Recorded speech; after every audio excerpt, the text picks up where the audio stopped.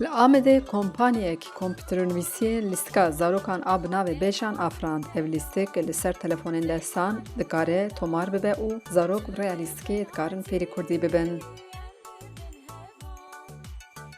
Danasîna lîstika Bêjan û rêzefîlma Bêjanê li Amedê li dar ket û çapemenî eleqeyeka mezin nîşanê vê berhemê da. Hêjayê gotineke ku nêzî saleke li ser pêşxistina projeyê xebat çêdibin û 4 berhemên cuda hatin afirandin. Behmendo xwediyê kompanya ku Bêjan afirandiye dibêje Bêjan navê keçawiye û ji bo alîkariya hînkirina Kurdî a ji bo zarokên Kurd projeyeka bi vî rengî çêkirine. Qîza xwe, qîzam jî li birê ye.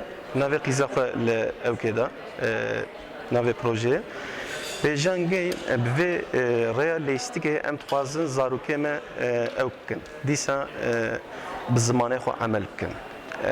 Tiştê got min dît piştî sala 2010 yani jenerasyonê nû zimanê xwe zikmakî nizanin. Yani zarokê me tabii kêmayiyê me jî zafin. Meriv li gora îmkanê xwe şirket bin, şaxis bin, dernek bin dikarin çi bikin. Meriv gerek ser wê bifikire. Me jî weke yazılım firması me got em lêstikekî çêkin. Ez vê bêjim lêstika kurmancî tune. Yani zaruka tune. Me lêstika yekemîn cîhanê de ya zaruka ya kurmancî peşî me çêkin. Ve ev lêstik em bawerin ku bi rêya kêfê yani zarok wextê got lêstikê bilêzin ê zimanê xwe hîn bibin. Xwednivîsandina Bêjan û anîmasyona wê jî bi destê du keçên Kurd hatiye çêkirin. Esê Miha Yıldız divê projeyê dest wekû animatör û alîkarê derhene.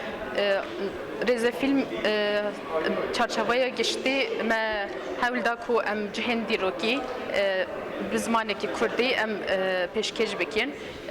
Me karakterên me sereke karakterê Bêjan keçekî Kurd e û hevalên wê herin derdore wekû her zarokê Kurdî jiyanekî normal dijîn lê me karakterek dî ji li vê animasyonê bar kiriye ew jî Şahmeran e.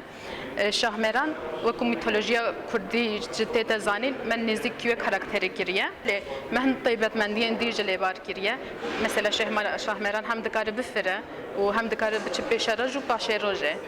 Bi vê awayî wan zarokan dibe derê dîrokî û danasîna wan deran dike û rêbertiyê bo wan dike. Li Hêstûgê de me lê qutlamê me çekiye. Ve li Hêstûgê Play Store, App Store de zarokên me dikahîdî bar bikin telefona xwe de. Vê li Hêstûgê de çi heye? Hîdî mesela zarokên me tiştên wal erdê bi dikarin cih bikin, navê we bizanin. Başka gelê tiştên Germancî kelimên we yê nezanin zarokê me hîdî dikarin vê li Hêstûgê de bizanin. Lîstika zarokan a ser telefonê bi rêya App Store û Google Play di rêza yekê de hate tomarkirin roja ku bernama danasînê çêbû. Hêja gotinê ku gelek navdar jî piştgiriya lîstika Bêjanê kirin û peyaman hinartin.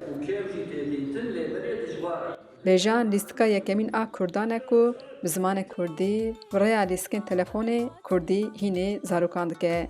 Xecican Farqîn, Dengê Amerîka, Amed.